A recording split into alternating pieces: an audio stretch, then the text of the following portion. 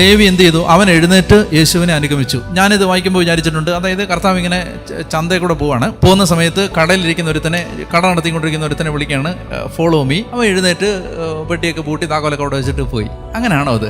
എന്താ സംഭവം എന്നറിയാം? ഈ ചുങ്കം പിരിച്ചുകൊണ്ടിരുന്ന എവിടാന്നറിയാം? കടൽ തീരത്താണ് ഈ ചുങ്കം പിരിക്കുന്ന സ്ഥലം. അപ്പൊ അവിടെ ഇയാൾ ഈ കടയിലിരിക്കുമ്പോൾ ഇയാൾ ഈ പ്രസംഗം കേട്ടോണ്ടിരിക്കുകയാണ്.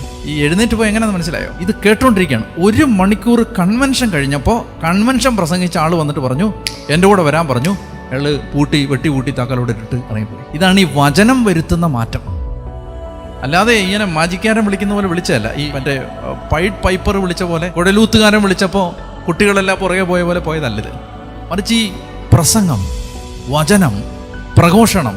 നിങ്ങൾ ആലോചിച്ച് 2000 വർഷത്തെ ക്രൈസ്തവ സഭയുടെ ചരിത്രത്തിൽ മനുഷ്യ മനസ്സുകളെ മാറ്റം വരുത്തിയത് എന്താ?